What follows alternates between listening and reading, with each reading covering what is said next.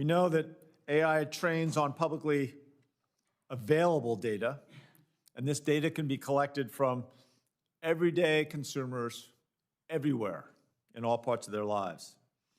There are too many open questions about what rights people have to their own data and how it's used, which is why Congress needs to pass comprehensive data privacy protections. This will empower consumers, creators, and help us grow our modern AI-enabled economy. This issue is complicated. It's going to require bipartisanship to require results. Committees across Congress are examining AI's impact on society through different lenses. Each hearing is an invitation for policymakers and families at dinner tables across America to think about how AI will impact their everyday lives. Today's discussion is that next step as we work towards building what ultimately will become, hopefully, necessarily a global consensus. This committee is well positioned to examine all these important issues with the goal of promoting transparency and the goal of creating an AI system that consumers will have confidence in. I'd like to welcome each of our witnesses who are joining us today. Ms. Victoria Espinel, CEO of Business Software Alliance, BSA. Dr. Ramaya Krishnan, Dean of the College of Information Systems, Carnegie Mellon University. Mr. Sam Gregory, Executive Director, Witness. I guess I should say WITNESS.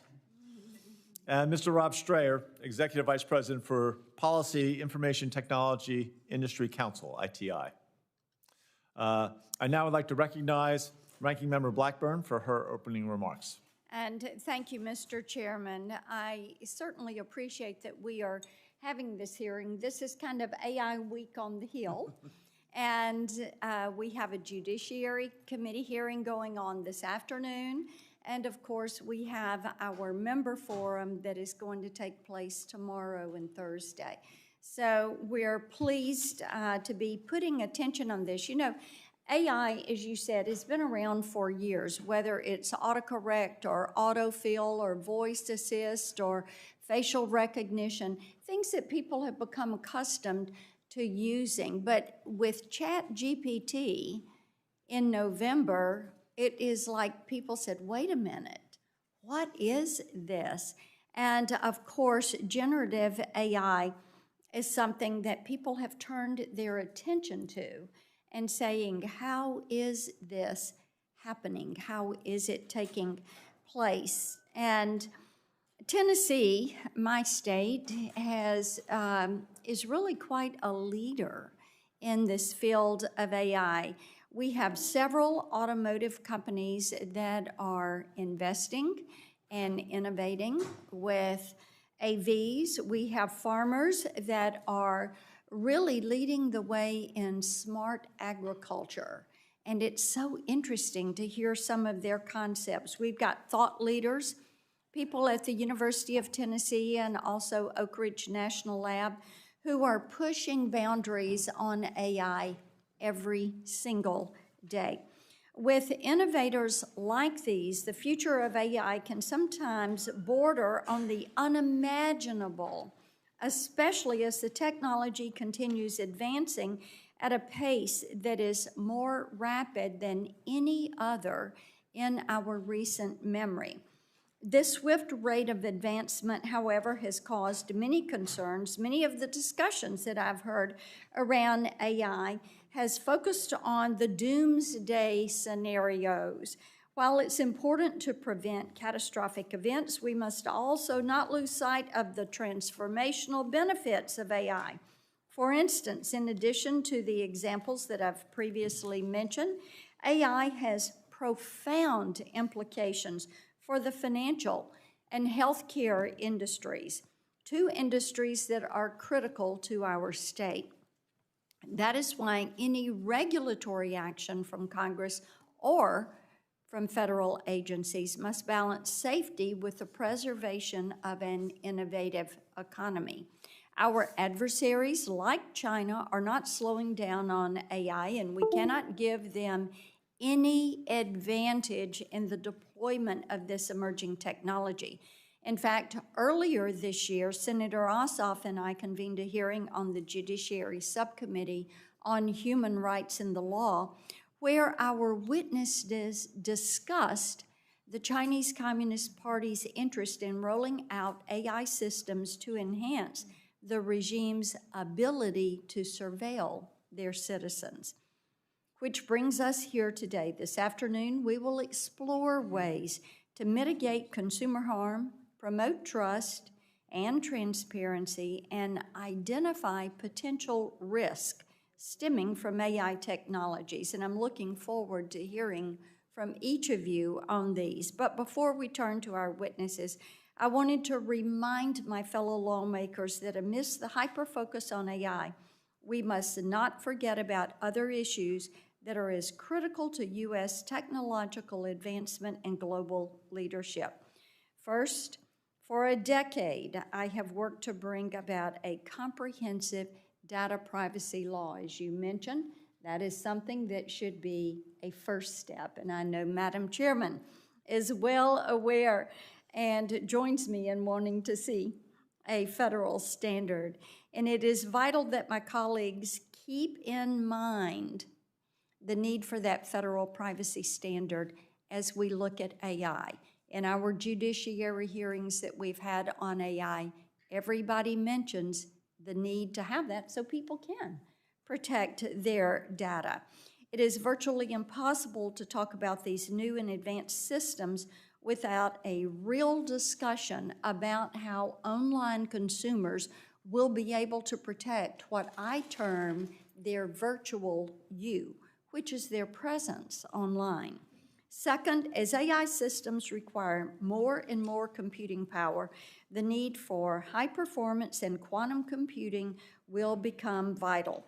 This is why I have already introduced 2 bipartisan bills on this topic, and I encourage this committee to move on reauthorizing the National Quantum Initiative Act. We need to do that this year. So thank you to each of you for the leadership you have on the issue, for being here as our witnesses, and thank you for the hearing. Thank you, Senator Blackburn. Now I'm going to turn it over to the chair of the Commerce Committee, who has a long history of probably more direct history with AI than any other senator, Senator Cantwell from Washington. Thank you, Mr. Chairman, and thank you to yourself and to Senator Blackburn at the subcommittee level for holding this important hearing. I think we're demonstrating that just as AI needs to be open and transparent, we're going to have an open and transparent process as we consider legislation in this area. And I want to thank Senator Blackburn for her comments about privacy, because I do think these things go hand in hand. Having good, strong privacy protections certainly prevent the kind of abuse or misuse of information that could cause substantial harm to individuals. And I thank the witnesses for being here today to help us in this discussion.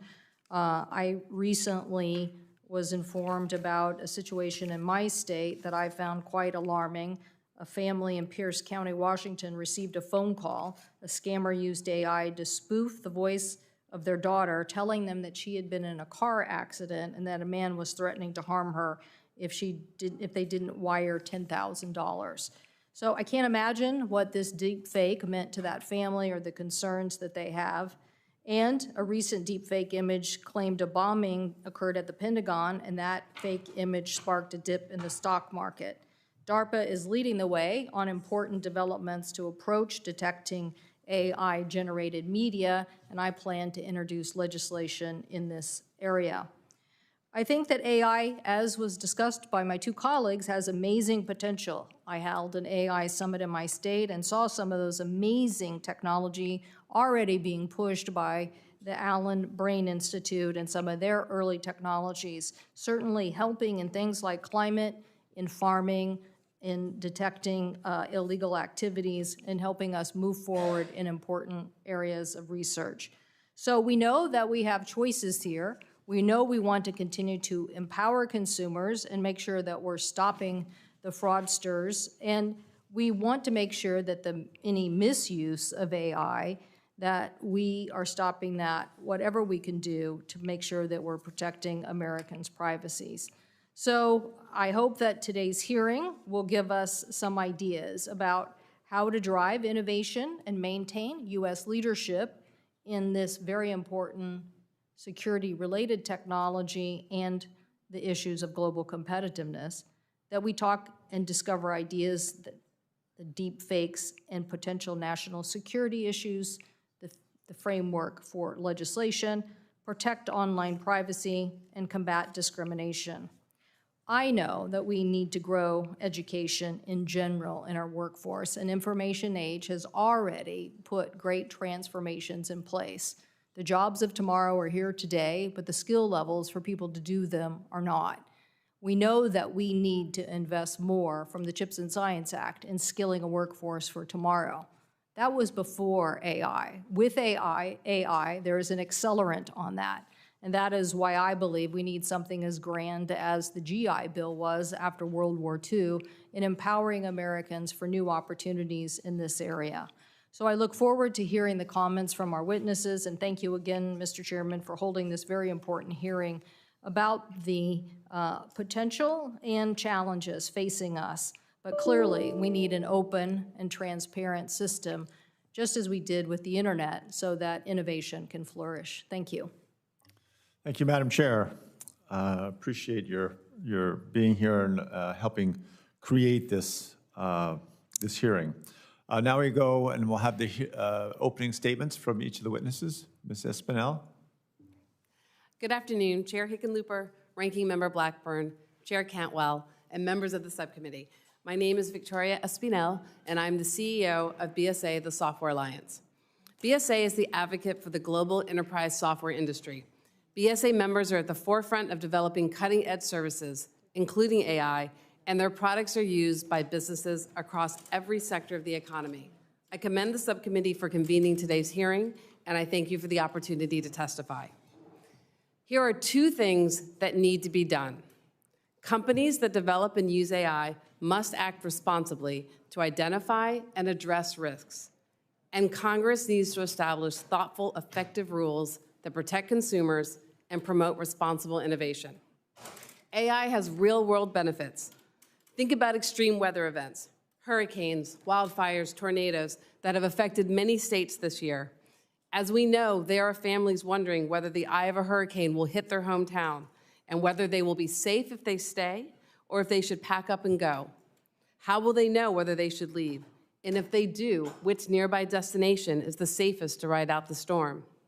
AI is helping to provide these answers. With AI, weather forecasters are better able to predict extreme weather events, helping people prepare before disaster strikes. And what happens to those families who are in the storm's path? How do they get food in the aftermath of a storm? How do rescue workers know that they need help? AI is helping relief workers anticipate where medical equipment, food, water, and supplies are most needed in response to natural disasters. In the face of extreme danger, AI's predictions can save lives. More needs to be done, however, so that we can see greater benefits.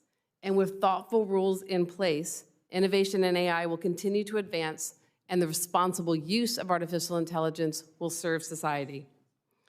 There has been a wave of attention on AI since ChatGPT launched publicly 9 months ago. But this committee began studying the issue in a thoughtful manner years earlier. Nearly 6 years ago, I testified here about the building blocks of machine learning and artificial intelligence. Chair Cantwell and Senator Young introduced one of the first AI bills in 2017. We also appreciate the committee's recent work to establish the National Artificial Intelligence Initiative and your request to BSA about how our member companies are using the NIST AI risk management framework to responsibly develop and use AI. The pace of AI development and use has increased significantly since 2017. As with any new technology, there are legitimate concerns that need to be addressed, including the risk of bias and discrimination. This committee is well placed to move legislation that sets rules around AI. The U.S. economy will benefit from responsible and broad-based AI adoption. An important part of facilitating that adoption is passing a strong national law. The countries that best support responsible AI innovation will see the greatest benefits of economic and job growth in the coming years. Moreover, other countries are moving quickly on regulations that affect U.S. companies. The U.S. should be part of shaping the global approach to responsible AI. The window for the U.S. to lead those conversations globally is rapidly closing. This is what we think legislation should do. It should focus on high-risk uses of AI, like those that decide whether a person can get a job, a home, healthcare. It should require companies to have risk management programs. It should require companies to conduct impact assessments, and it should require companies to publicly certify that they have met those requirements. This will include some concrete steps.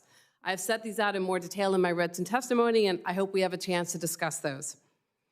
It is important that legislation reflect different roles. Some companies develop AI. Some companies use AI. Our companies do both, and both roles have to be covered. Legislation should set distinct obligations for developers and users because each will know different things about the AI system in question, and each will be able to take different actions to identify and mitigate risks. So my message to Congress is simple. Do not wait. AI legislation can build on work by governmental organizations, industry, and civil society. These steps provide a collective basis for action. You can develop and pass AI legislation now that creates meaningful rules to reduce risks and promote innovation. We are ready to help you do so. Thank you for the opportunity to testify, and I look forward to your questions. Thank you, Ms. Espinel. Now, Dr. Kristan. Chair Cantwell, Chairman Hickenlooper, Ranking Member Blackburn, and members of the committee. I'm grateful for this opportunity to testify today. My name is Ramaya Krishnan. I'm the Dean of the Heinz College of Information Systems and Public Policy. I've served as president of Informs, a global operations research and analytics society, and my perspective is shaped by my own work in this area, as well as my leadership of the Block Center for Technology and Society, a university-wide initiative that studies responsible use of AI and the future of work. I'm a member of the NIAC, but I'm not here representing the NIAC. You've already heard about the vast number of applications and the potential for AI. I'd like to highlight that in addition to all of that, AI has the capacity to enable breakthroughs in science and drug discovery that will unlock solutions that are currently intractable problems in human health and beyond. These are among the many important socially and economically beneficial uses of the technology.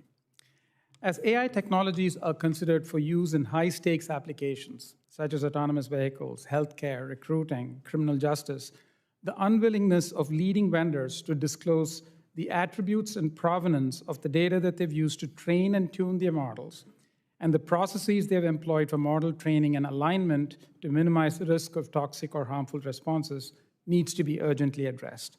This lack of transparency creates threats to privacy, security, and uncompensated use of intellectual property to copyrighted content. In addition to the harms caused to individuals and communities due to biased and unreliable performance, there's a need for greater accountability and transparency. In my testimony, I would like to propose 4 decisive recommendations. The first is on promoting responsible AI. Congress should require all federal agencies to use the NIST AI RMF in design, development, procurement, use, and management of their AI use cases. The NIST AI RMF was developed with multiple stakeholder inputs, and establishing it as a standard will have numerous benefits at home and abroad. My next recommendation is a 2-part recommendation. The first relates to advancing data transparency in the AI pipeline. The AI pipeline consists of training data, models, and applications. And data transparency, Congress should require standardized documentation, and like audited financial statements, they should be verifiable by a trusted third party, like an auditor, about the AI training data. The metaphor to think about is to think of these as akin to nutrition labels. So it's clear what went into producing the model. There are details about what this should contain, but at a minimum, it should document the sources and rights that the model developers have to be able to use the data that they did and the structural analysis that they've done to check for biases and the like, and perhaps even for adversarial attacks against this data. The second part of this recommendation is promoting model validation and evaluation of the AI system.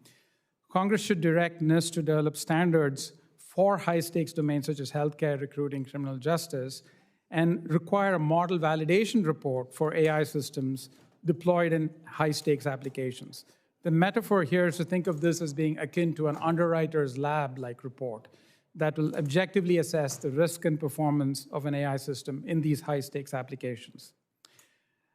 The third recommendation is on content transparency. It's about content labeling and detection. The main idea here is that, as we've just heard, the generative AI has increased the capacity to create multimodal content, audio, video, text that is indistinguishable from human-created output. And currently, there's no standardized way to label the content as being AI-generated or human-generated. There are consortia like C2PA that are coming around with standards, but we know we need standards here, and Congress should require all AI models, open source or otherwise, that produce content to be able to label their content with watermarking technology and provide a tool to detect that label. While the usual concern about labeling is with regard to consumers, this is going to be equally important for model developers to know if the data that they're using in their models is human-generated or AI-generated. The last recommendation is about investing in a trust infrastructure for AI. Much like we did in the late 1980s when we stood up a trust infrastructure in response to cybersecurity attacks, the Morris worm in 1988, and we set up the CERT, the Computer Emergency Response Team, we need to do something similar for AI.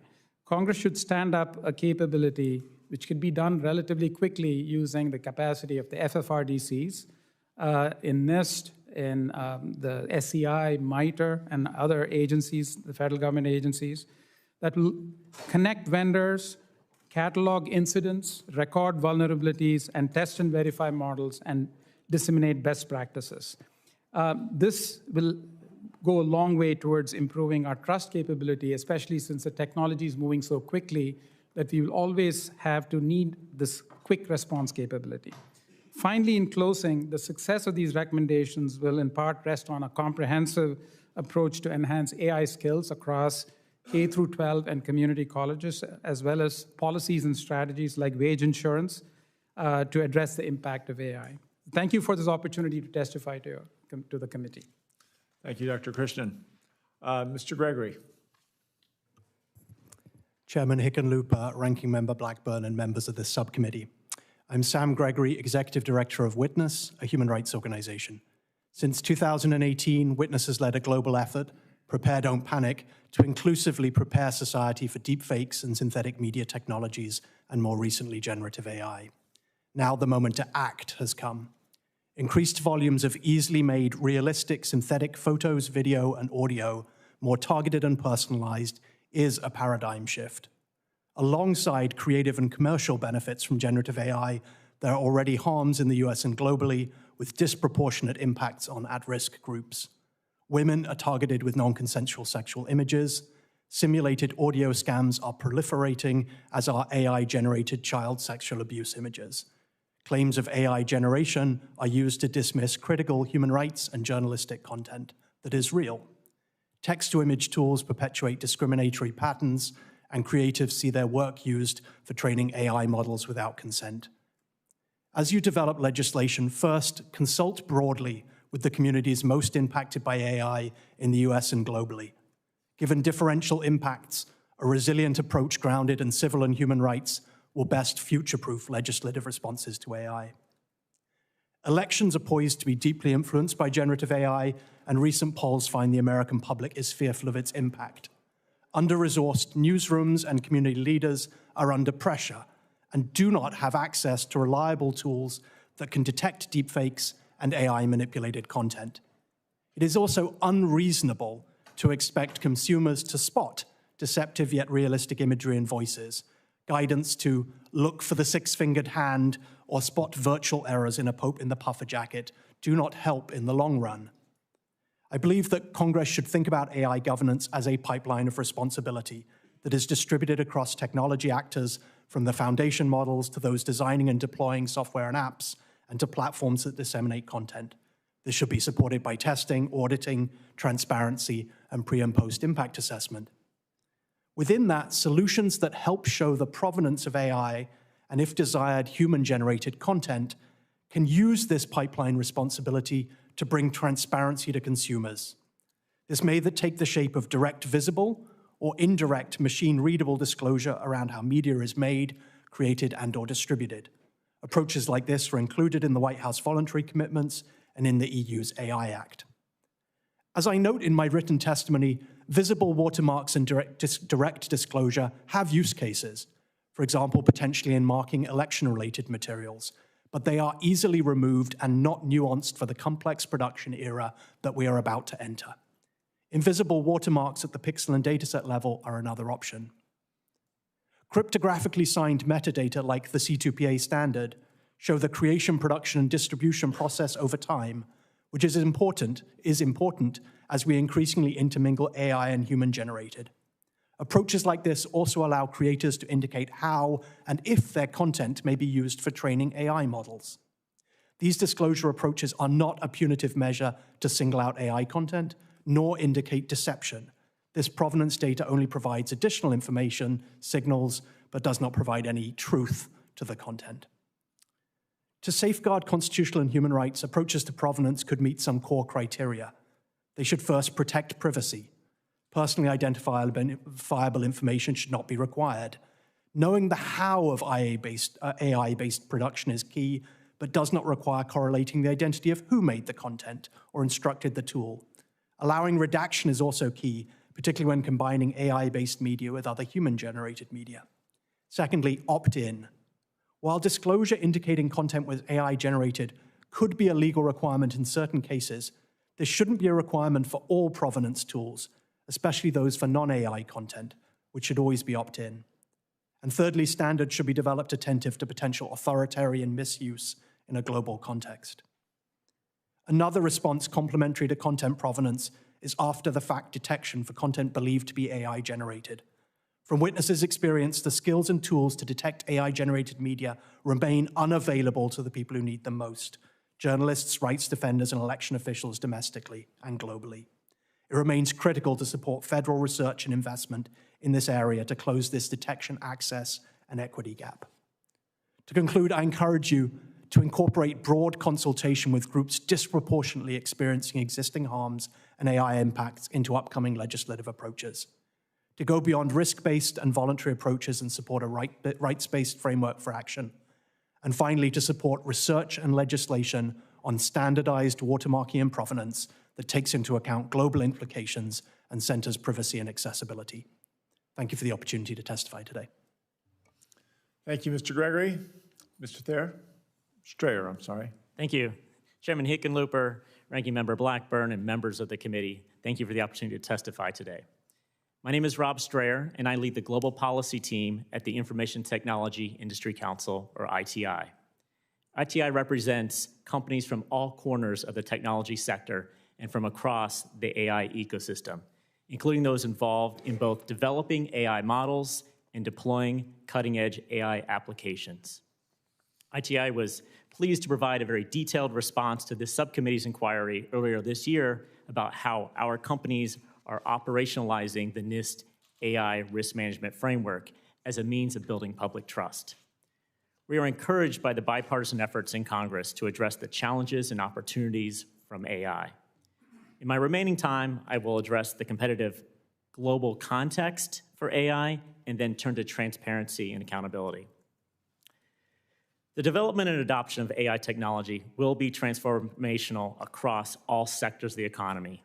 Estimates of the total global economic benefits of AI in the years ahead range from $14 trillion to $25 trillion. It's absolutely massive.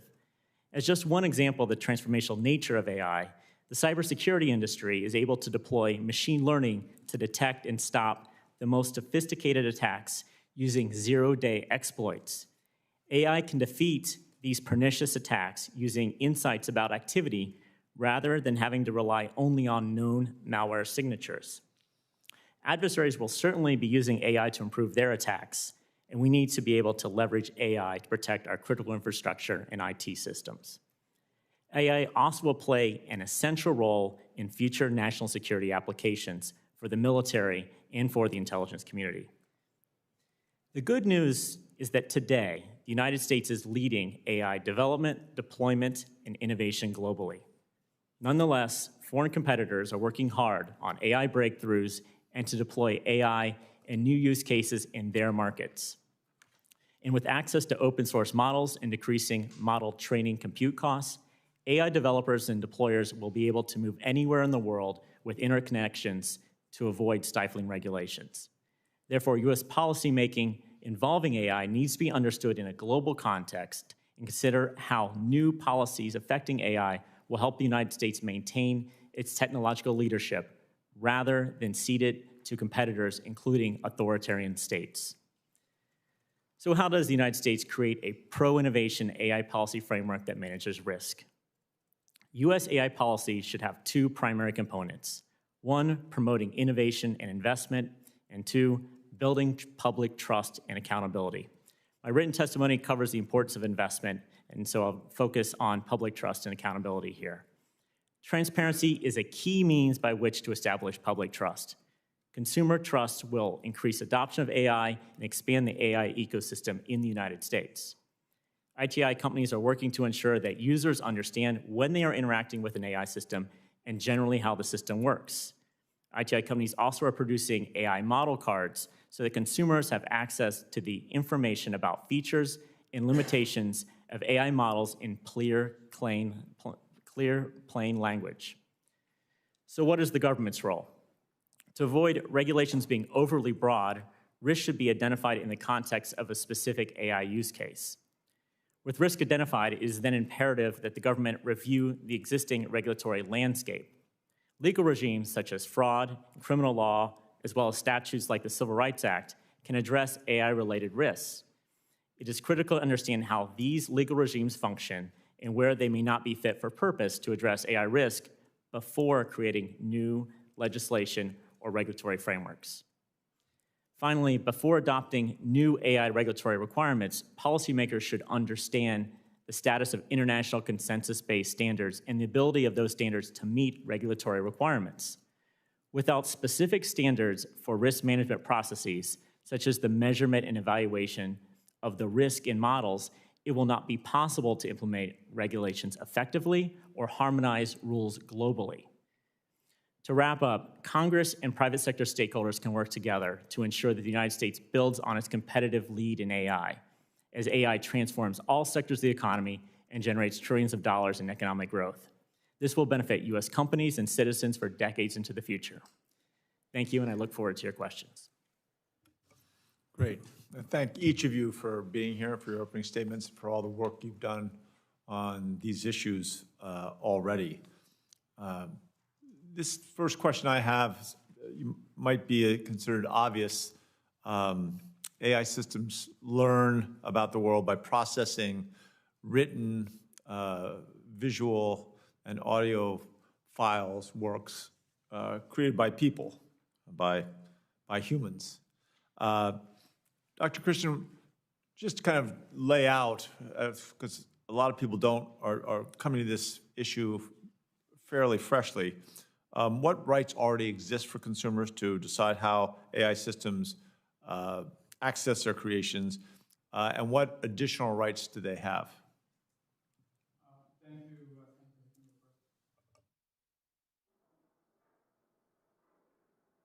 you. Can you hear me now? Okay. Thank you for the question. Perhaps the place to start is to think about the AI pipeline first, and then I'll focus in particular on the creators of content and the need to appropriately balance what a typical creator's interests are and how that might be protected. So we think about the AI pipeline. It includes training data, models, and applications. When you have data that models use that involves creative artifacts, be it music, images, video, that is copyrighted, a group of creators may actually want to seek advertising of this content that they've created, and therefore may post such information on the web, with the full expectation that consumers interested in this content may sample it, and then they may be able to earn income from it. The concern here is that if this content is then scraped and used in AI models, which then produce output in the style of the same kind of content that the creators have created, that could potentially take away revenue from the individual creators who have created this content. So this issue on the one hand of protecting creators who would like to have income be generated from the creative acts that they're engaged in, on the one hand. The other is the capacity of these models to use these types of data for the purposes of creating the capabilities that we have witnessed. So one potential path forward, on the one hand, you want to have copyright and the benefits that accrue from licensing that come from that, is perhaps to use technology. There's work from the University of Chicago that allows for individuals to upload their creative content, and the technology makes modifications to that content which is not visible to the human eye. So the human sees it as an image just like the artist intended it to, but it's not trainable by an AI model, so that the AI model can't produce it in the likeness of the artist. So, and if the model developer wants to obtain access to that content, they can license it, and that might be potentially a way of, on the one hand, providing notice and disclosure, which currently doesn't exist, to those people who have created this content, whose content got scraped, while at the same time meeting the needs both of the model developer and of the artist. Right, got it. Mr. Gregory, what would you add to that as the next step? That's a broad brush to start with. I think there are also ways in which content developers, people creating content, excuse me, thank you. People creating content can also choose to add information to their data. So there are ways we can do this at the level of very minor modifications. There's also ways in which you could be tracking those desired usages, for example, using the C2PA standard. So I think the more options we can give people that are standardized for understanding the choices they make about the information they consume, but also the information they place online, would be appropriate. Great, thank you. Ms. Espinel, what are some evidence-based steps that your member companies have been using to develop AI with the safety of consumers in mind within that notion of the AI risk management framework? Thank you. So BSA members have,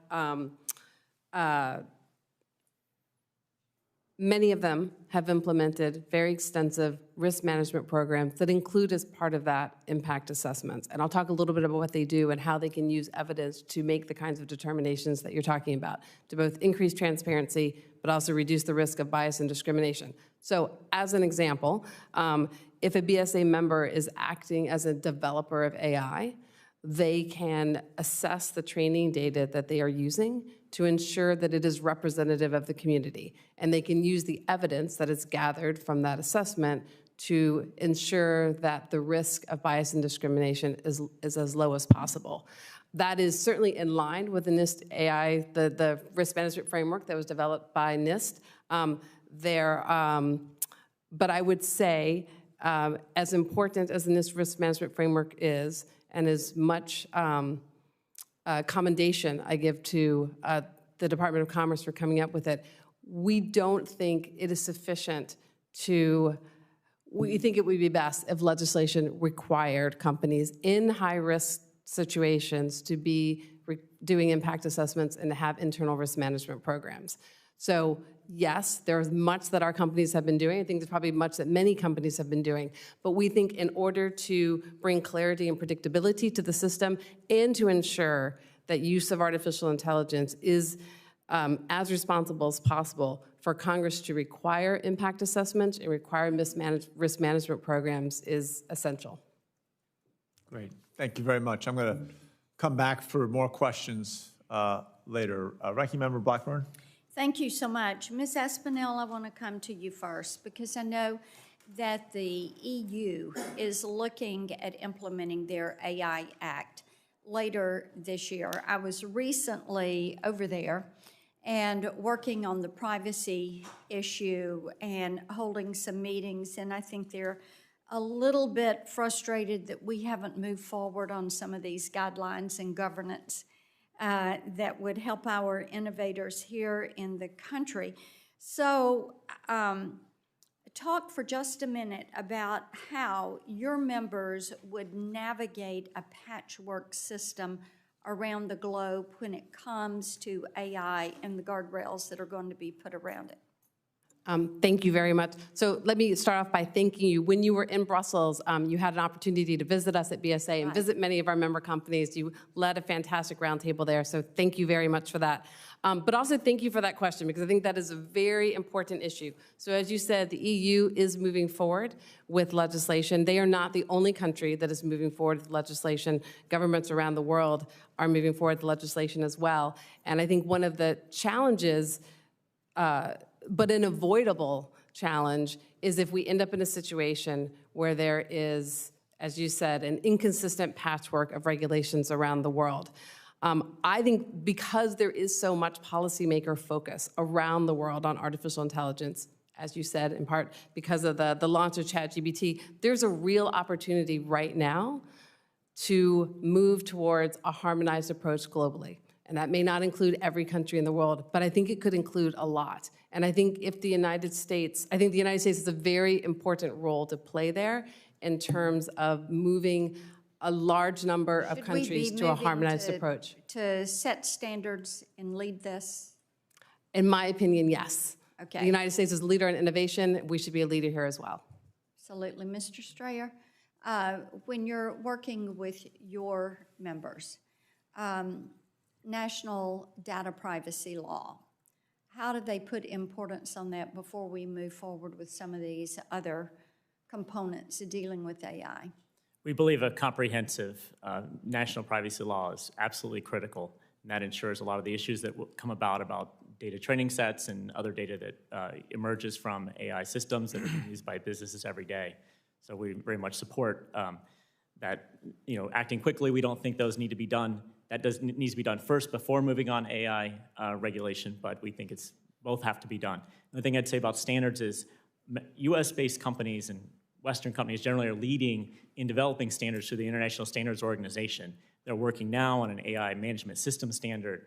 Those will be hopefully the bedrock for when the EU finishes their legislation, the standards that should apply globally, but that's not yet been fully resolved with the European Union. But those standards should be the harmonized global standards for the future. Yeah. Mr. Gregory, do you have anything that you want to add on that? I would note that one of the areas that the EU is focused on is labeling and disclosure of AI-based content. I think there's a real opportunity for the US to lead on this, to come up with a standardized way that respects privacy, that presents information that's useful to consumers, and to set a standard there that is applicable as well. Yeah, Dr. Krishnan? I think the NIST AI RMF offers an opportunity here through what's called NIST AI RMF profiles.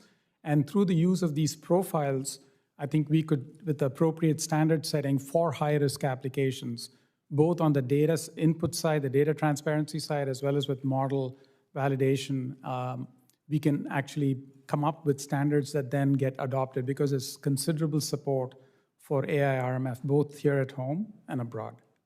Okay. Ms. Espinel, let me come back to you. I've got just a little bit of time left. I'd like for you to just briefly talk about how your companies have worked to have policies that are transparent, that are interpretable, that are explainable when you're dealing with AI. And Mr. Strayer, I'll come to you for the follow-on on that. So it's very important that we have a system that builds trust in AI, and transparency is clearly part of what is important in order to build trust. Let me give you just a few examples of ways that there could be transparency. One is to let consumers know if they are interacting with an AI service, such as a chatbot. Another example would be to let consumers know if the image that they are seeing has been generated by artificial intelligence. There's important work that's being done by other witnesses at this table in terms of content authenticity and letting consumers know if images have been altered or manipulated in some ways. Those are just 3 examples. But I want to end by saying, in addition to transparency practices, I do think it is very important that we have regulation, and that we have regulation that requires in high-risk uses for companies that are developing or using AI to be doing impact assessments to try to mitigate those risks. Okay. Mr. Strayer? I would just add that companies are also setting up fact sheets, or what they call model cards, that explain the features and limitations, to talk about where the data sets came from, the intended uses. So these are pretty fulsome explanations. It's important in the area of transparency to think about who the intended audience is and for what purpose. So is it a consumer? Is it businesses along the chain? Is it for a deployer? So one should think about all those when they think about what requirements should be set in this area. Thank you. Thank you. Great. Thank you, Senator Moran. Chairman Hickenlooper, thank you. Thank you all for your presence and testimony today. It's annoying that we're here now on AI when we've been unsuccessful in reaching conclusions on data privacy legislation. It just seems like one issue piles up after another, both of huge significance. Ms. Espinel, let me start with you. I want to talk about the NIST AI risk management framework launched after NDAA authorization in 2023. I'm working on legislation, in fact, offered an amendment to NDAA this year that would require federal agencies to apply the AI framework when using AI systems, attempt to ensure that government acts responsibly in implementing AI systems and in a manner that limits potential risks not only to Americans and their data, but to governmental agencies and their missions. Can you talk about, Ms. Espinel, about the implementation of policies based on NIST AI risk management framework that can establish a baseline of good behavior when implementing artificial intelligence systems, which can actually unleash beneficial AI technologies instead of just hindering the development of AI? I would be delighted to. It's very important. The NIST AI framework is flexible. It provides a roadmap for companies in terms of how they can put practices and policies in place to responsibly develop and use AI. We support it being used by the U.S. government. We support it being used in the context of procurement. And I will close by saying I think it is a place, as you kind of alluded to at the end, and as Ranking Member Blackburn raised, where the U.S. can show leadership. I think a model or an approach similar to the NIST AI risk framework is one that could be usefully adopted by other countries as well. Very supportive of that. Thank you. Thank you. Mr. Strayer, I'm going to go to you based upon your past history as Deputy Assistant Secretary for Cyber and International Communications and Information Policy at the State Department. That's a long title. They give you long titles at the State Department. Yes, sir. I hope the pay was commensurate. Let me suggest the story to you of Huawei launching a phone last week containing a suspected homegrown semiconductor that represents a leap forward in their ability to produce advanced microprocessors, despite the efforts by the U.S. Department of Commerce to deprive that company of U.S. and partner technology to develop and manufacture advanced semiconductors. A lot of details yet to be known about that. As part of that related effort to deny China the ability to develop these technologies, in August, President Biden issued an executive order limiting outbound investment of Chinese companies that develop advanced technologies, including AI. What are the national security implications for the U.S. if adversarial nations take a leading position in the advancement of artificial intelligence? Do you believe the U.S. can appropriately mitigate this risk through the current strategy of denying access to key technologies and investments? And what can we learn from our past and present efforts at restriction in the development of semiconductors? Thanks, Senator. That's quite a compound question. I'll try to do my best job. It goes with your title. Touche. So first is to maintain our leadership, we need to focus on running faster. That is how we innovate and make it to the next cycle of R&D in a position that puts us ahead of our adversaries, the United States, that is. So we need to continue to develop the best technology for all purposes, which will obviously benefit our military and national security uses for those. On the defensive side, we've seen the October 7th of last year export controls executive order regulation, and now this most recent outbound investment restriction. We're still seeing those play out. There's open comment periods on these. They're trying to tighten them up. So we'll see how those play out.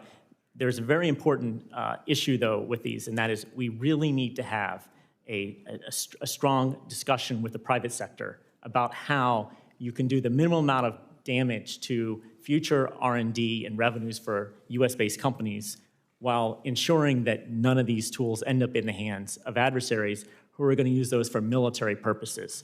So really sharpening the focus on where it might be used for dual use or military purposes while benefiting US and Western companies to our asymmetric advantage because they need to keep maintaining those revenues over the long term. So I think we need a stronger focus on working with the private sector to get that balance right, that is stopping the military uses of other countries and enhancing our own use and market competitive development of the technology. Thank you. I have a long list of questions as well, but my time, at least at this moment, has expired. We'll have a second round. Did you get an answer on the restriction? Is the restriction effective? Because I'm not quite sure we all, I'd want to hear a little more about that. As long as that's on your time, it's a great question, sir. But my time is your time. Good. So these restrictions are quite robust. In the case of export controls from the October 7th regulation that the Commerce Department issued on more advanced semiconductors. With regard to the outbound investment restrictions, they're starting more narrow, and they're doing a rulemaking through the Treasury Department on these, and I think that's a smart way to start, and then start to expand if they need to beyond that.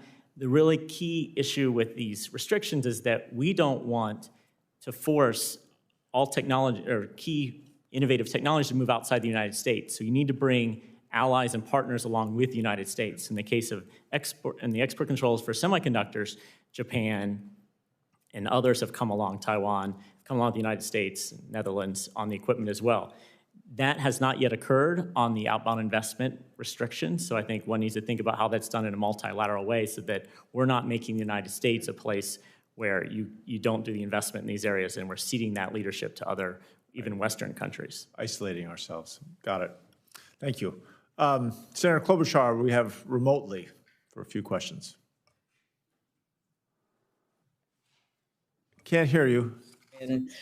Judiciary, so I truly appreciate you taking me remotely and with many of the same issues. We are focused on many things with AI, and we should be, from the security risks to the effects on innovation, to, of course, the potential that we have to use the technology for good. And one of the things that we are really concerned about, which is off this topic a little, but it's just to always keep in mind, as the experts that you are, is just the effect this is going to have on our democracy and our elections. And so two things. One is that Senator Hawley and Senator Collins and Senator Coons and I just introduced a bill in the last hour about deceptive AI-generated content, and that is the most extreme, right? That is the stuff where you've got people acting like they're the candidate when they're not, which is going to, or AI-generated images acting like they're candidate when they're not, which is going to create complete confusion, regardless of whether it's labeled or not. And I thought it was really important to do this on a bipartisan basis. So I hope my colleagues will. You can't get much more bipartisan than Hawley and Collins and Klobuchar and Coons.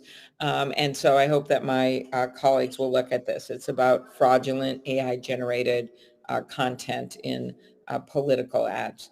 The Second thing that we're looking at for another class of AI-generated political ads would be disclaimers and watermarks and the like for the ones that don't meet the standard for the most extreme deceptive, with, of course, exceptions for satire, because we all like a lot of satire around here.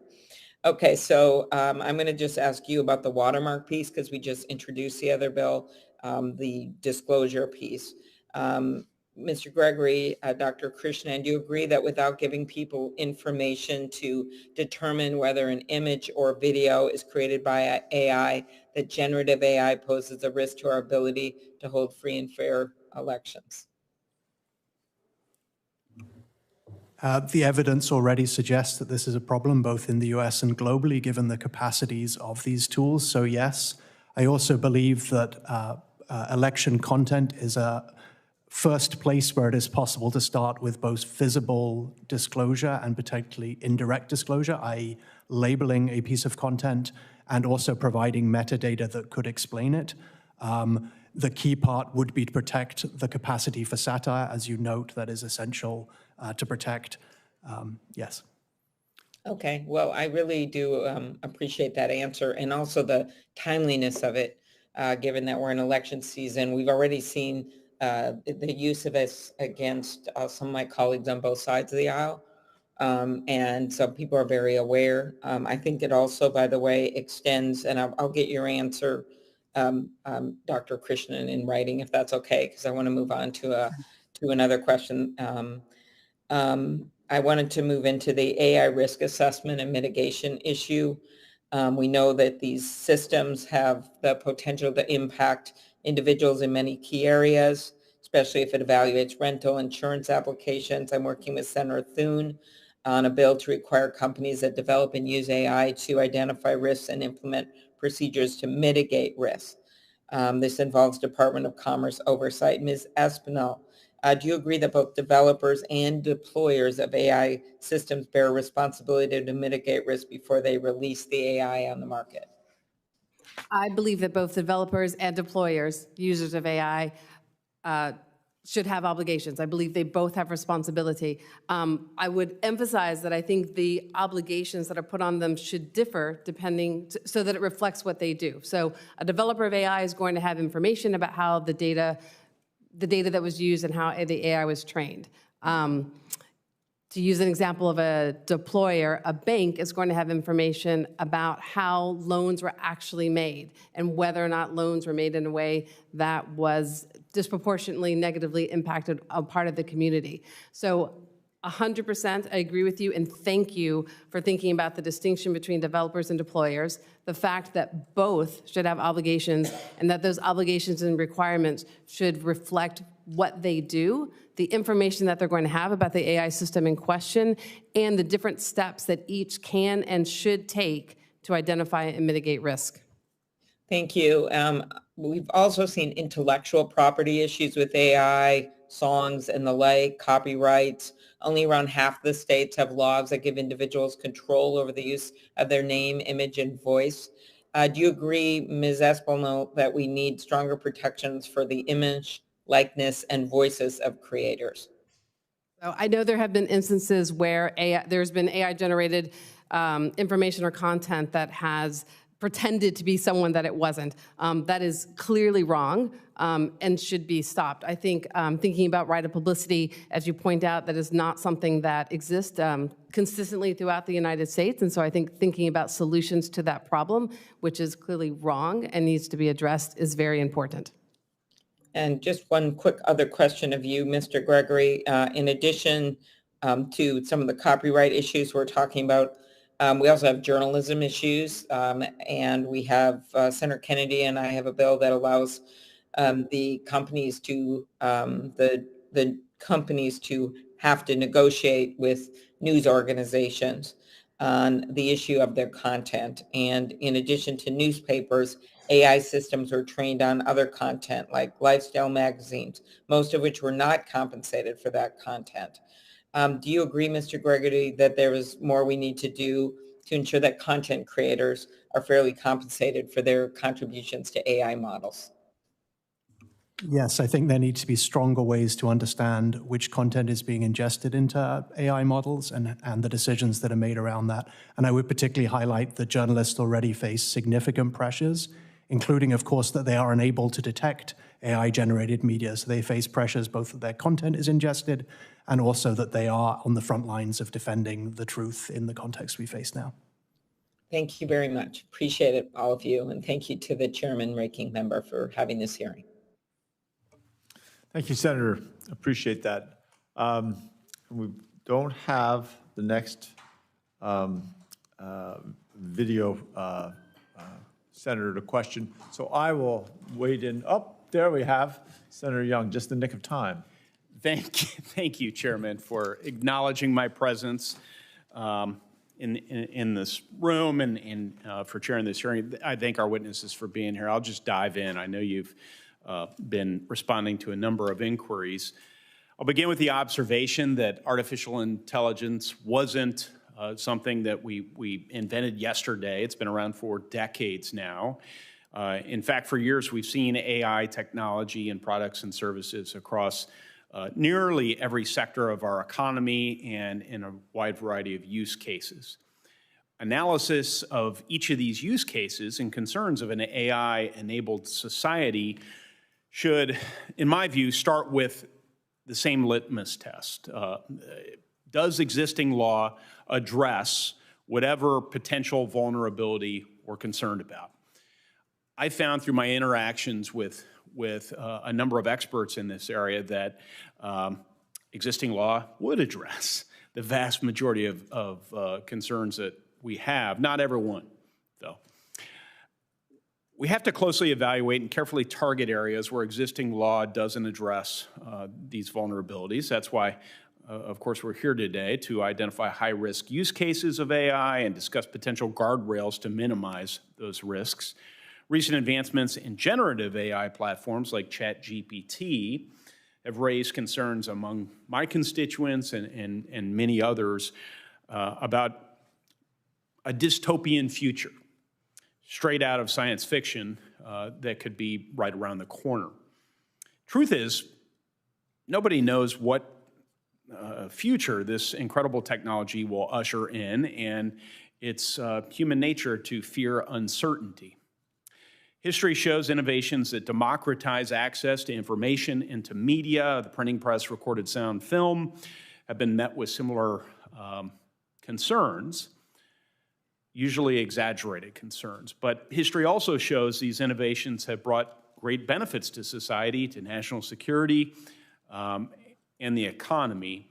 As we evaluate the need for any level of AI regulation, it's important we don't lose sight of the many potential benefits that harnessing the power of AI presents. These benefits include self-driving cars, medical advances, immersive technology, educational opportunities, and more. So I sort of want to get on record high-level perspective. With that said, you're here today, and let us not focus on the unknowns, but rather the knowns, here and now risks. As we think about trust, transparency, and explainability within AI, the goal is not to stifle growth, but rather to increase adoption and innovation in the long term. Ms. Espinel, can you briefly discuss two things? First, the important distinction between a developer and a deployer. And then second, how should Congress think about the role of transparency between businesses and consumers as opposed to transparency between businesses and government? And I ask that you answer these pretty tightly, if you could, so I can ask some follow-up questions. Thanks. Thank you. So developers and deployers, developers and users. Developers of AI systems are the ones that are producing the AI system. They're creating the AI system, and the deployers are the users. To give an example, a developer is a software company that is developing a speech recognition system, and a bank is using a deployer, using an AI system to help make determinations about who should get loans. Those are very distinct roles, and the developer and the deployer will know very different things about the AI system, both how it's being developed and how it's being used. And because they know different things, they'll be able to do very different things in terms of addressing and mitigating that risks. So as you were thinking about legislation, clearly distinguishing between developers and deployers is critical in order for the legislation to be effective and workable.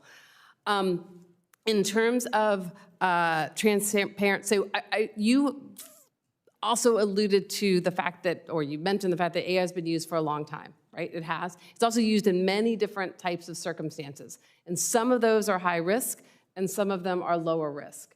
And it is our belief that in high-risk situations, so for example, a government making a determination about access to public benefits, as an example, if there are consequential decisions that impact a person's rights, we believe there should be legislation requiring that an impact assessment be done and that those risks be mitigated.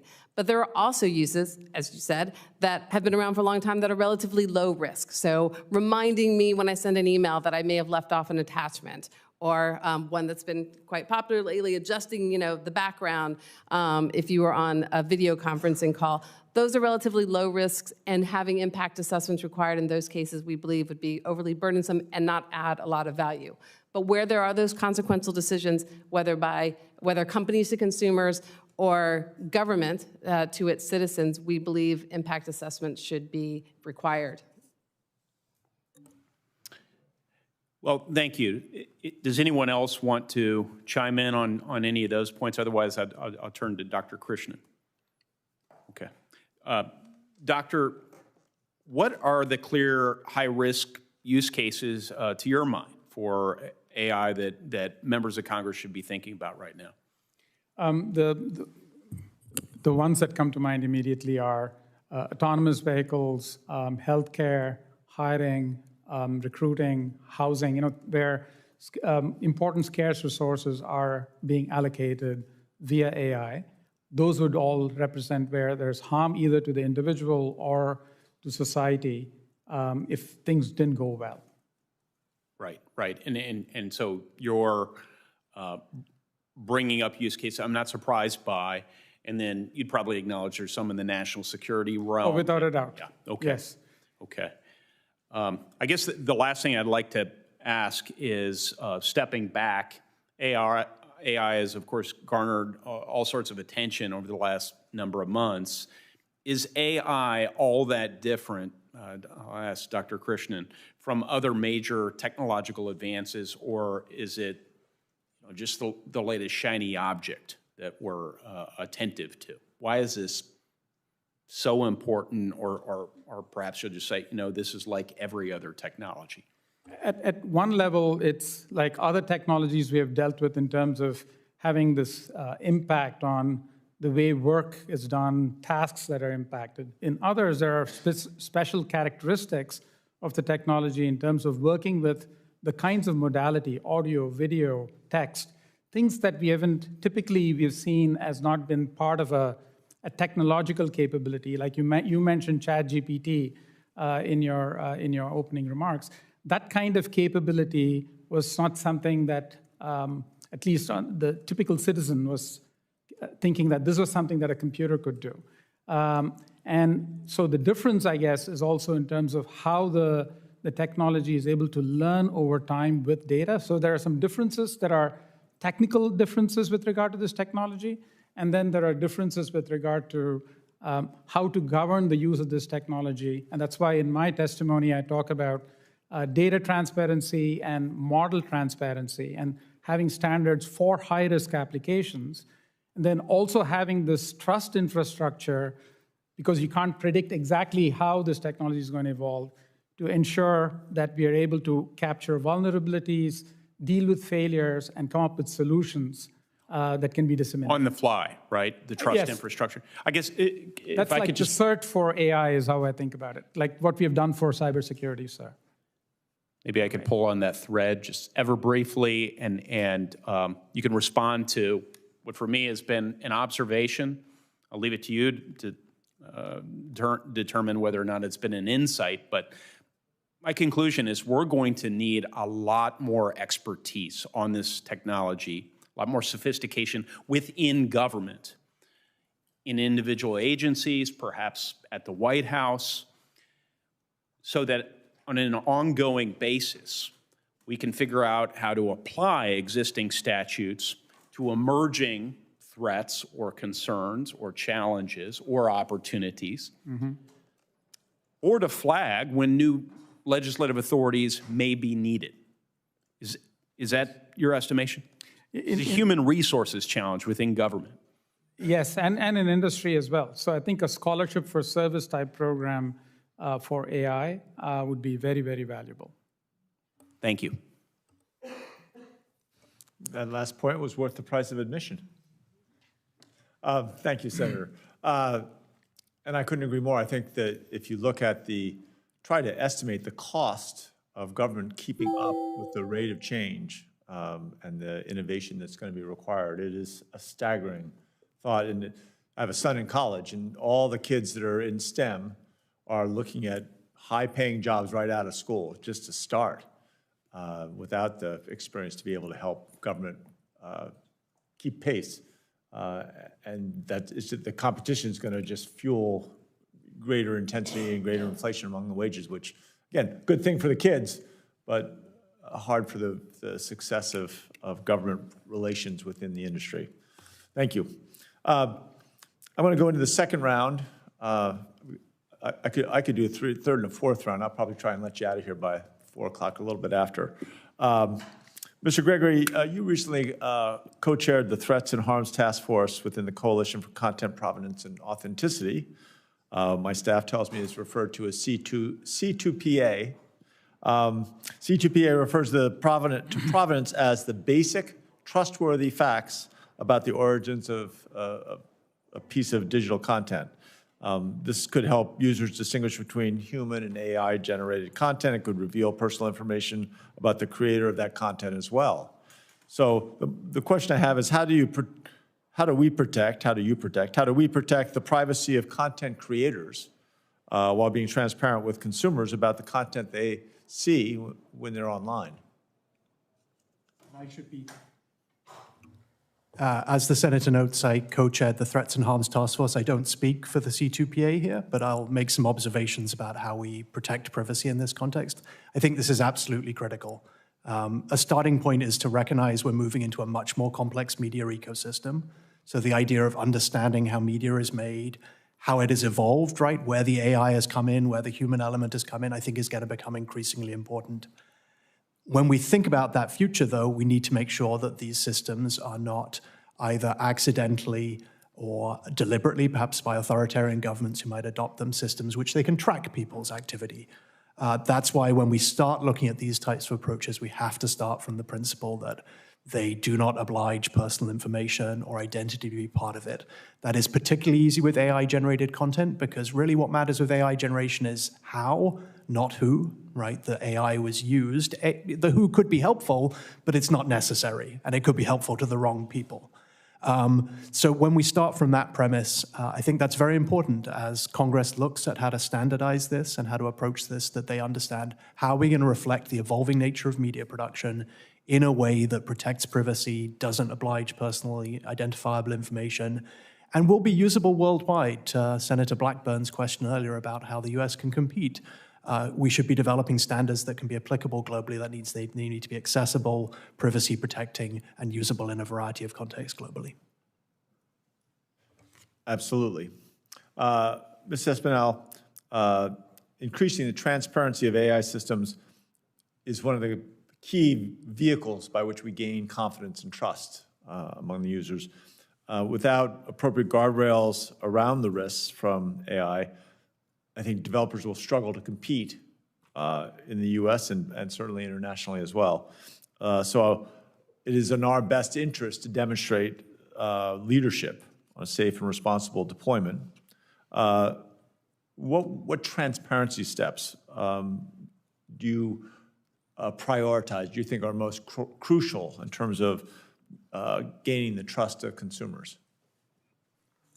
So I want to start off by saying that I think building trust, as you say, is important for our ability to compete. I think it's important for the U.S. economy, and it's obviously important in terms of protecting consumers. So I think that's an absolutely critical step. Impact assessments are a tool that we think that that organizations should be using, whether they're creating the AI or they're using the AI, if they're in a high-risk situation, if the AI is being used to make a consequential decision, then impact assessments are an accountability tool that should be required. And by requiring impact assessments, you will increase transparency. Consumers need to have confidence that if AI is being used in a way that could have an impact on their rights or have a significant consequence for their life, that AI is being vetted and that it is being continuously monitored to be as safe, as secure, as non-discriminatory as possible. And so I would go back to saying, having a requirement for impact assessments by developers or deployers in high-risk situations, having a strong national law from the United States, I think is very important in terms of protecting consumers and our economy. And then going to your last point, I think it's also very important for the United States to have an affirmative model of effective legislation when other countries are moving quickly to regulate. And I think having the United States be a leader in shaping that conversation and the global approach to responsible AI is critically important. An affirmative model, what a concept.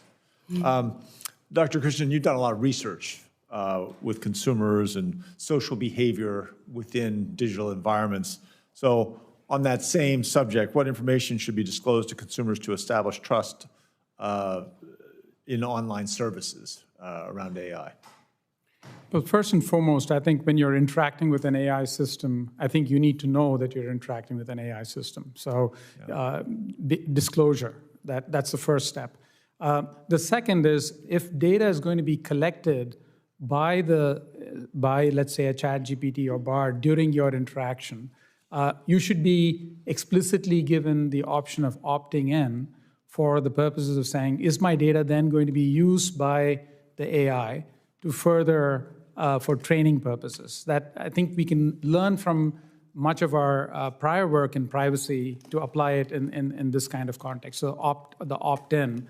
And then the third, I think, is with regard to the trust interaction that individuals have. To a large extent, individuals build trust based on their own experience. Much as we talk about data transparency, model transparency, my interaction with this tool, does it actually behave the way I expect it to? That actually builds trust over time. And I think it's a combination of these that will result in the intended, what we'd like to see as an outcome. One quick additional point I want to make is, while we've been talking about NIST RMF and the like, I think it'd be great to have demonstration projects for citizens to recognize the value that AI can actually bring to the table. ChatGPT was perhaps the first time that they got to interact with AI in the kind of scale that we thought they would. It'd be great to see something like the Khan Academy's education products, things of that nature. It gives them a clear indication of the value that this brings. I think that would be very good, too. Couldn't agree more. I'm going to sneak in one last question before the chair comes back. I don't know if you guys play bridge, but the chair trumps every suit, to be clear. Mr. Gregory, let me switch to my question for Mr. Thayer. The AI ecosystem can be generally viewed as those that develop AI and those that use AI. As we've heard, there's a lot of nuance around that. Risk management principles should be tailored both to developers and users, employers. And certainly there's not going to be any one size fits all, no silver bullet. How can we create a oversight and enforcement framework to make sure that we can hold bad actors accountable, people that use the AI systems maliciously? Well, on the true malicious actors out there, there's going to need to be law enforcement cooperation and also enforcement of some of our existing laws. When it comes to standard risk management, a number of the appropriate risk management tools are going to make the model more resilient, more robust, less susceptible to compromise and manipulation. So those are important steps. The other thing just to keep in mind is at these risk management steps, there should be higher risk management for the highest risk use cases and lesser requirements on something that's just doing predictive text in an email. And then finally, also to think a little bit about how small businesses and those that might be just doing experimentation that aren't planning for commercial deployment might be required at a lower standard than those that are going to make massive commercial deployments of things. That's such a good point, the small business aspect that gets overlooked so often. I'm going to have to go vote, but I'm going to leave you in the very capable hands of Senator Cantwell, who, as I said earlier, really knows probably more about this issue than anybody else in the Senate. So I'm not worried you're going to get lost in the forest. Thank you, Chair Hickenlooper. And again, thank you to you and Senator Blackburn for holding this important hearing and for all our witnesses participating in this. I'm sure it's been a robust discussion on many fronts. I wanted to go back to, the particulars of what you all think we should do on the deep fake side as we see technology being developed and DARPA playing a pretty key role as it is today in looking at deepfakes and deepfake information. What is it you think is the landscape of a federal role in identifying? Some have described a system of a watermark. Some have described immediate information similar to, what the Amber Alerts are or something of that nature. What do you all see as the key tools for effectiveness in developing a system to respond to deepfakes? And we'll just go right down the... So it's a very important issue.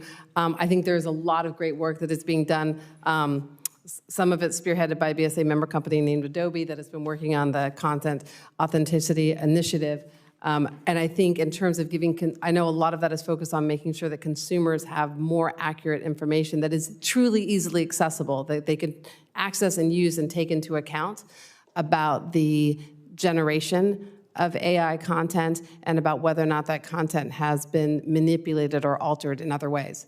But I also know that there are witnesses at this table that are devoting a great deal of their life and energy to that thought. So I'm going to cede the mic to them. Senator, first a broad comment about trust. I think trust is a system-level construct. So when you think about humans interacting with machines, machines interacting with machines, one needs to think about what are the ways in which we can enable trusted interactions, trusted transactions to happen between them.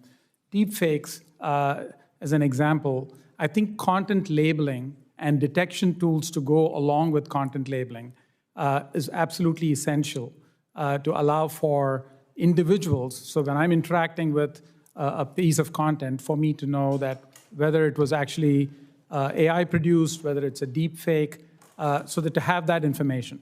Equally well, beyond the technology piece, you need education for individuals to know how to actually process this information so that they can arrive at the right outcome with regard to this interaction between human and machine. Similarly, you could also have machine-to-machine exchanges of data where you could have, I produce a piece of video content and I pass it on to another machine. There has to be, this is where standards are important. This is where C2PA, the standard you heard about, combined with watermarking, could actually provide the trust infrastructure to address this deepfake problem. Okay, Mr. Gregory. I believe there's a number of steps the federal government can take. The first is to have a strong understanding of the existing harms and impacts and really be able to understand where to prioritize with groups who are impacted. That includes harms we know already, like non-consensual sexual images, but also the growing number of scams. The second area would be to focus on provenance and to come up with a standardized way for people to understand both AI provenance and opt-in, human-generated provenance. The third would be to focus on detection. Detection is not a silver bullet. It is flawed, but its availability is still limited to the people who need it most on the front lines of journalism, human rights, and democracy. So continued investment from DARPA and others to really resource and support in diverse circumstances. I believe there's a space for legislation around some specific areas, such as non-consensual sexual images, AI-generated CSAM, and potentially political ads that could be taken. And I believe it is the role also to look ahead and understand that this continuing ease of generation of synthetic media means that we'll get more and more personalized, and this will have an impact in spaces like social media and platforms. So we should look ahead to those dimensions and be ready to consider those. Okay, Mr. Strayer. I won't repeat what's already been said, but two things on the technical side, very much to emphasize the importance of having an open standard for provenance. And secondly, on the social dimension, digital literacy is going to be really important for these things to be implemented. So bringing together stakeholders that include the media, platforms, consumers on the digital literacy side for how these tools will be implemented effectively. So who do you think should be in charge of this?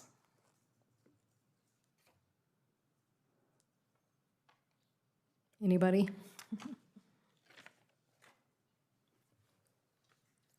Mr. Gregory, you look like you're going to volunteer here. I'm going to volunteer, but I am probably not the best placed. So I will note that I see good leadership from agencies like the FTC that have been doing good work to support consumers to date. So supporting existing agencies that are doing good work with the resourcing and the support in terms of the legislative gaps.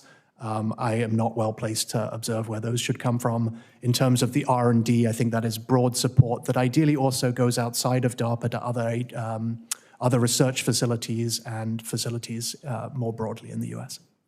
In my testimony, I think with regard to the content being produced, I think Congress should require closed source and open source models to actually create this watermarking label and a detection tool to go with this label. This is for images and video. Text is a huge issue as to what it's, because you could have deep fakes with regard to text as well. And I think research is needed there. So I think it's a combination of things, but I think Congress should take a leadership role. I'll just add, Congress obviously has a very important role to play. I also think that NIST is a place where over time we've seen them deal with some very difficult problems, come up with new profiles for addressing very specific challenges in developing standards that are universally accepted through a NIST process. And so I think NIST has a key role to play here too. Well, that is why in the original legislation that we did with the NIAC was to establish, getting everybody together and figure out what we think the U.S. government's role and responsibility should be. And while they haven't finished, all of their findings, they've certainly made a list of the directions and recommendations. And so I think they are a good place to look for on this issue as well, at least from a discussion perspective. But today's hearing was about stimulating some input about the issues around that. And what you basically are saying is there's no fail-safe way to do this. It's going to need a constant participation, both on the side of making sure there's not mistakes. It's one of the reasons why I support getting a privacy bill that establishes a hard line against discriminatory action, because then you could always take that action. Again, when somebody's had substantial harm given by a direction, I think the privacy framework we've already laid out to basically stop that kind of activity and protect people. We've heard a lot from the civil liberties community about this, about what you might see as online redlining, and you worry about something in the machine learning environment, just putting that into a system and then it being there for years and years without anybody even understanding that there was a discriminatory tactic against somebody, and all of a sudden, all of these people don't have the same kind of thing alone that they wanted. And so this is something we definitely want to have a forceful, bright line, in my opinion, against, and say that if these kinds of activities do exist, that we will stop them, and that we have a strong law on the books to prevent them from happening. What do you think on the collaboration level from an international basis as it relates to deep fakes and communication? Anybody given that thought about how that framework should operate? Just point out one analogy of the past was there was a lot of challenge with violent extremist content online roughly in the mid 2000s, post 9/11. There was something formed called the Global Internet Forum to Counter Terrorism. And that was really the major platforms, but then many other players came together to form practices and procedures for getting this extremist content off the internet. And so some kind of multi-stakeholder group coming together to do this is probably one of the best ways that we can see this addressed expeditiously, as the problem will grow very quickly as well. Didn't Interpol play a big role in the early days of the internet in trying to do a similar thing, trying to police against pornography online and catching, bad actors who were perpetrating content? Absolutely, yeah. And so that was where an international organization was working and organizations working with them to try to police, I guess, or create standards or information for people to stop those activities. Yeah, sort of a clearinghouse model. I think that's how they pursued. And do you think that was successful? And That they were, I think, a big component of it. I think the United States shouldn't shy away from taking credit for a lot of work that it did bilaterally through the Department of Justice to educate foreign partners about the ways that they can address things like pornography that rise to that level, that it's criminal. So I think the United States has been a real leader in ensuring security and safety on the internet. thank you. Mr. Gregory? To add there, one of the gaps that we see frequently, and we support local journalists who are trying to identify deepfakes, as well as local civil society, is they don't have access to skills and resources. So looking at mechanisms to share skills, capacity, fellowship, that would bring that expertise closer to the people who need it. The circumstance we see very frequently right now is people claiming that real content is AI generated and people being unable to prove it's real. And that is corrosive in many contexts around the world. And a lot of that is to do with the lack of access to skills and resources. So thinking about opportunities for the US government to support that. So what would that be? Because now you're talking about a subject very near and dear to my heart, and that is the erosion of local journalism by the commoditization of advertising. And I would say the non-fair use of big companies not giving media their fair value for content. You're not really, it's not your content to keep the advertising revenue when it's within your browser instead of going to the Seattle Times or some other website. So this is a problem, and we have to fix that as well. But you're saying their job is, truth, justice, in the American way, and how can they detect that if they can't do the kind of investigations? Is that your point? Yes, that they don't have access to the tools that they need. And so as DARPA and others build tools, making sure they're accessible and relevant to journalism and others, it's skills so that those are available, and that could be facilitated through existing programs that provide skill sharing.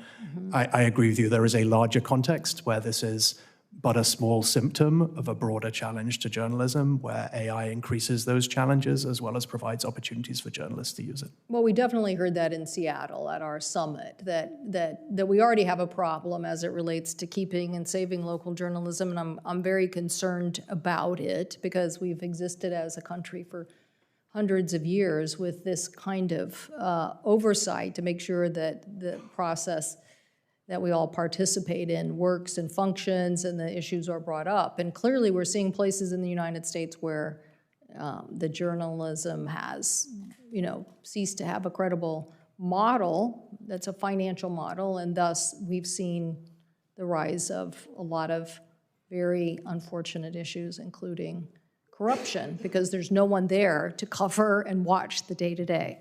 So it's a very interesting question you're posing beyond what we do as a government in detecting deep fakes. How do you bring the oversight to those whose job is to do oversight? And whose job will get even more complicated in the coming years with the growth of AI-generated content. And so do you think that's about misinformation, or do you think it's bigger than just misinformation? I believe it's a question of misinformation to some extent. It's a question of the easy capacity to create a volume of information that journalists have to triage and interpret. It is a question of that against a backdrop of lack of resources.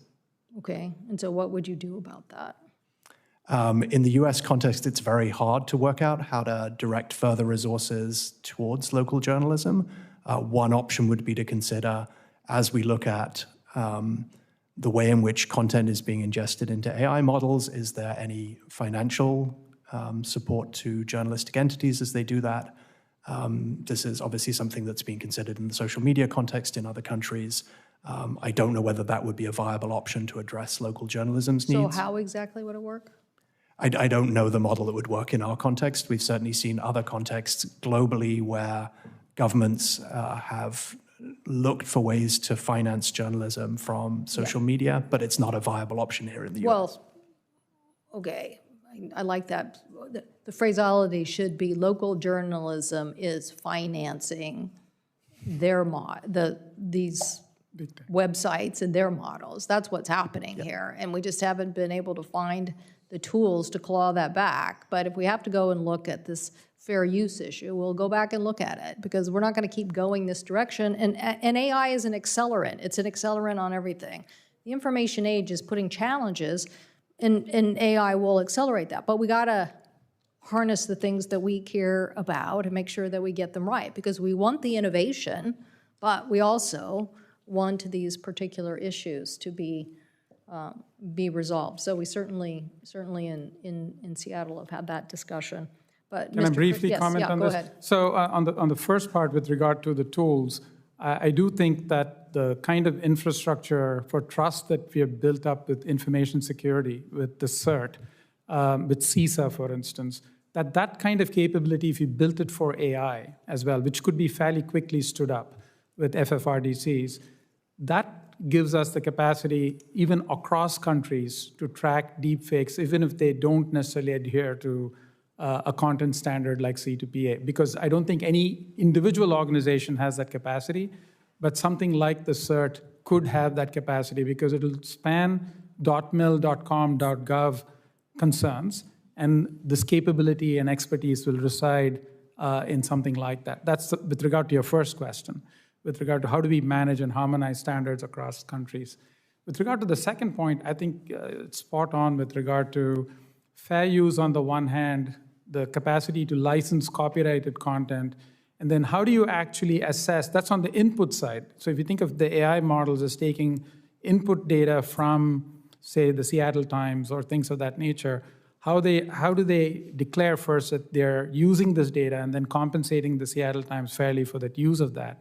On the output side, the interesting question is it the case that the Seattle Times is getting more traffic from the ChatGPTs and the Googles of the world, or is it the case that the revenue that should have come to Seattle Times is really going to ChatGPT or Bard? I mean, the argument has been that because they provide that entry point into a content, that they're actually directing traffic that otherwise would not have found you. So I think that requires, analysis and research of the traffic with regard to who's going where and who's directing what to these sites, because I think that gets at this revenue point.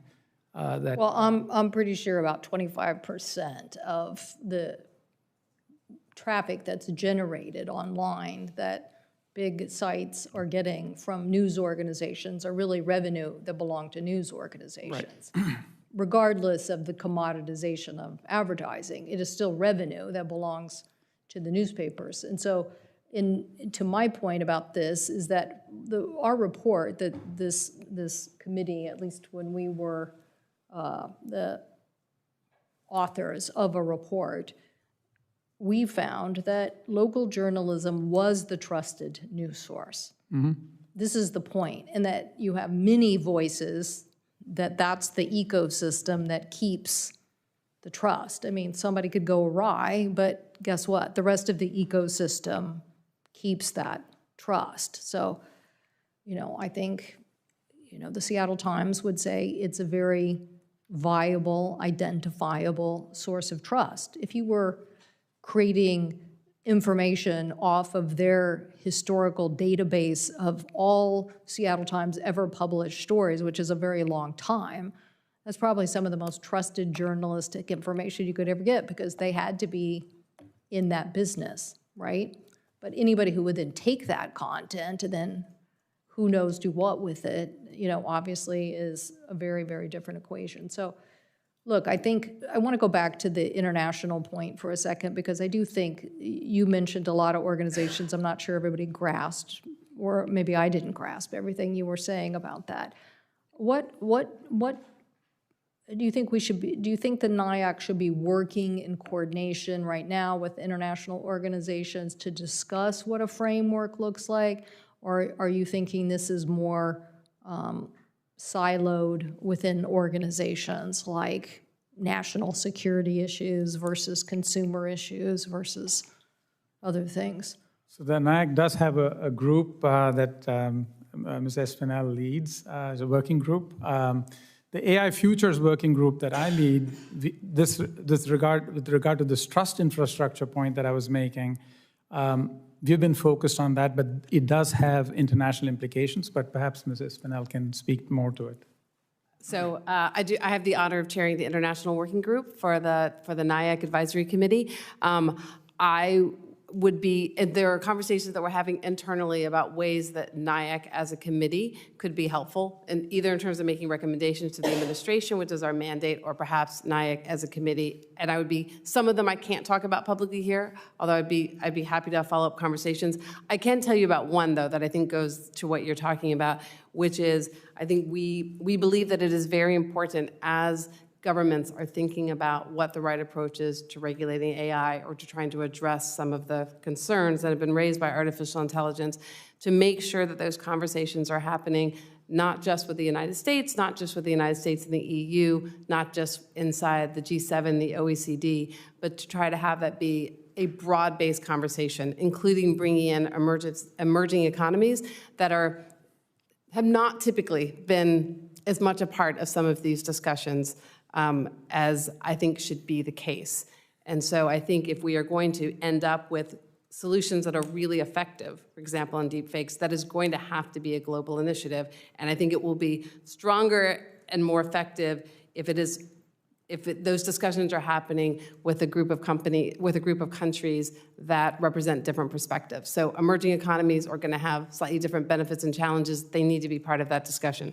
Well, besides, sorry, I'm kind of probably overly passionate about it, so I feel like I've gone on a bit too long. No. The question I was trying to get at as people, listen, this committee passed this legislation. We created the NIAC. We said, here's your responsibilities. We hope you've been thinking about this because we've given you a few years to do so.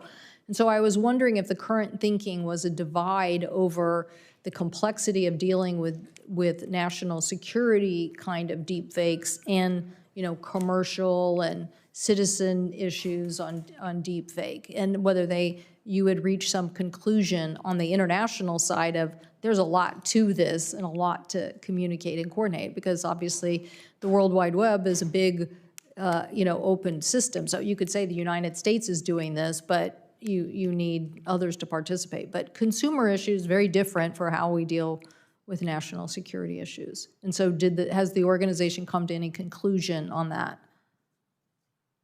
I think the short answer is no.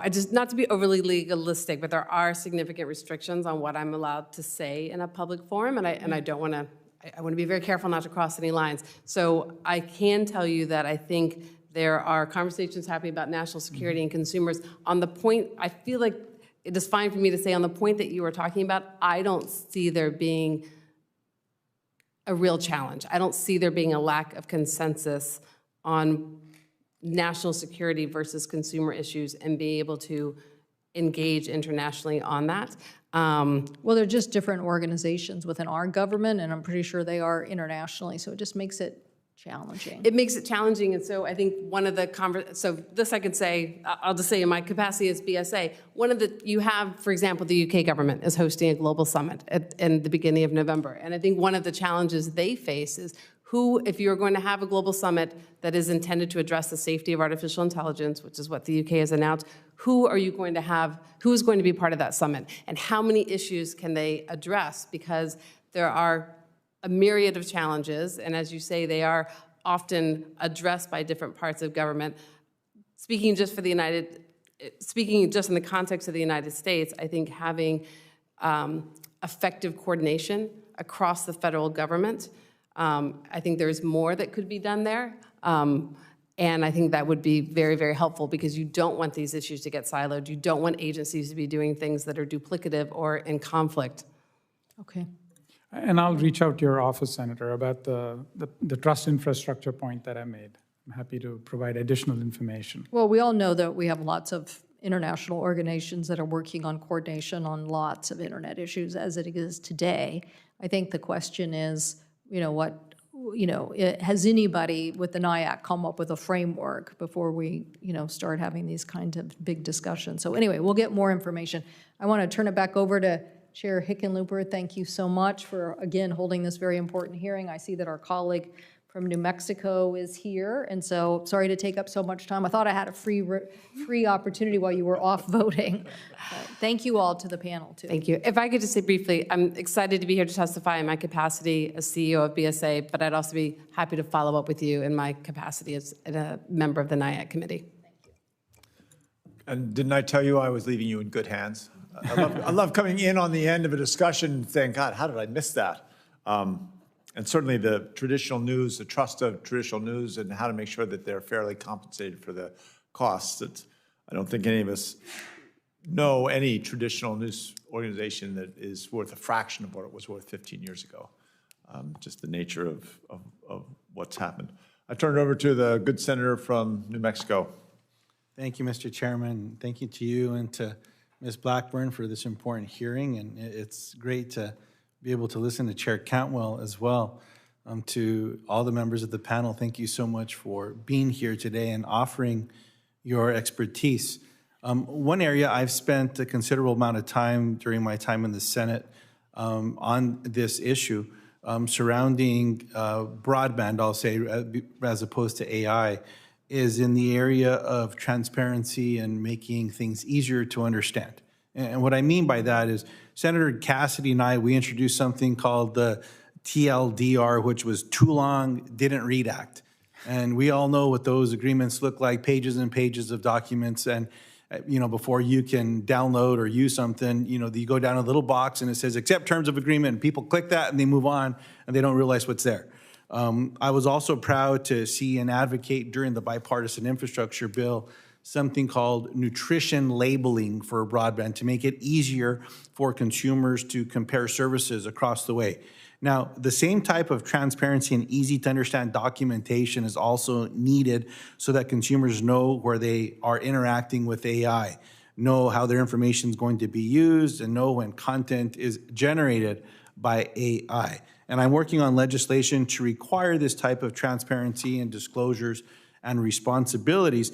Now, Mr. Gregory, you mentioned that threats from synthetic media and disinformation most impact those already at risk, like minority groups that face other forms of threats and discrimination.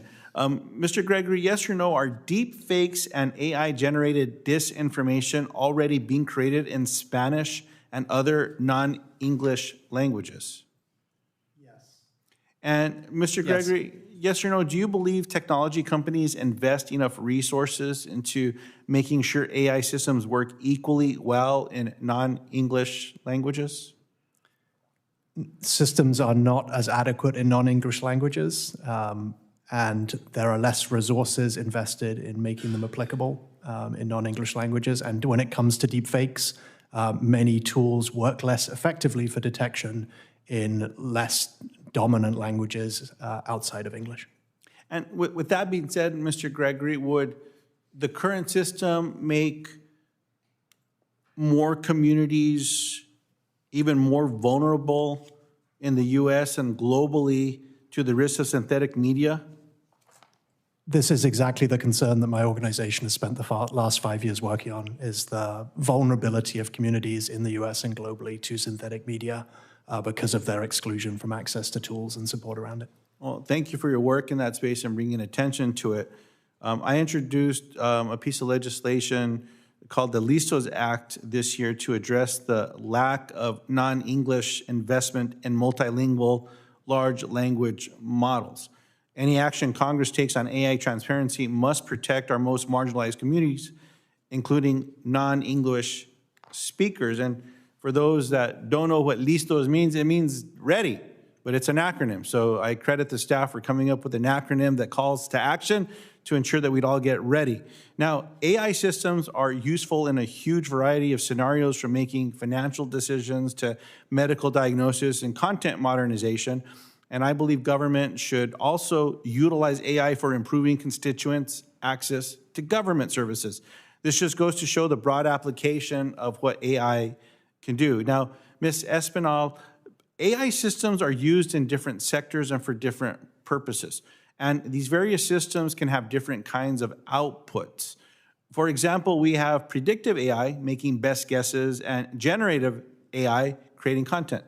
I have a hard time keeping up with a lot of this stuff, but maybe the Insight Forum tomorrow will help a little for folks like myself. But understandably, consumers and other users of these systems will have very different experiences interacting in these systems. Now, my question to you stems from, if people even know they are interacting with an AI system, which is not a given, so under that premise, isn't it then necessary that any transparency and oversight requirements be specific to the sector or use case of the AI system? So you are absolutely correct that AI is used in many different ways and has many different outputs and has many different consequences. So I would say a couple of things. One is, I think, in terms of having transparency so that, for example, a consumer knows if they're interacting with an AI service like a chatbot. I think that's important.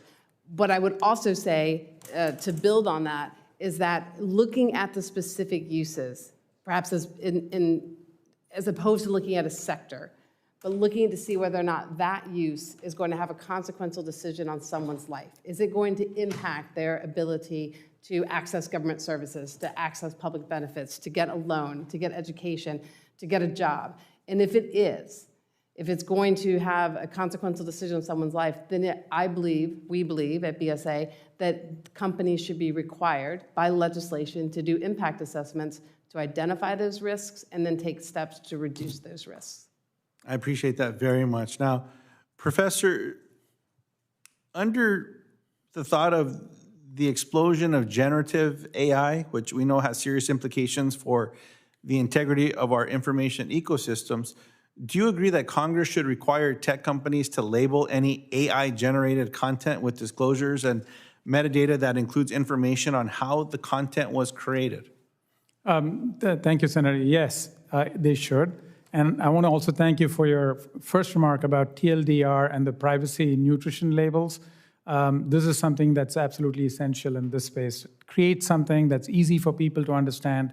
And as I understand it, Apple has introduced 2 years ago these labels that are privacy schematics that are easy to understand for people. And those need to be adapted for the purposes of what it is you were introducing in your opening remarks. I appreciate that very much, Professor. Now, Mr. Chairman, I have several other questions, but I see my time has expired. I've already exceeded it. I'll submit them into the record. But I just want to thank you all for what you have been doing, what you're going to continue to do, those that are participating in one form or another with a forum tomorrow, and especially for the follow-up coming out of this as well. And so for those of you I did not speak to very much or at all, I have some questions for you as well, and I'll get them to you. So I look forward to hearing back from you and your expertise on this subject. Thank you, Mr. Chairman. Thank you, Senator Lujan. And once again, I thank all of you. I'm going to wrap it up, and unless we've missed something urgent, speak now or forever hold your peace, although that's from a different ceremony. Today's discussion is important to help set the next steps for working with consumers to understand the benefits and ultimately to trust AI. Senators are going to be able to submit questions, not just Senator Lujan, but all the senators, additional questions for the record until the hearing record closes on September 26th. We ask witnesses to provide responses to the committee by October 10th. And again, thank you very much for your time. We're adjourned. Thank you.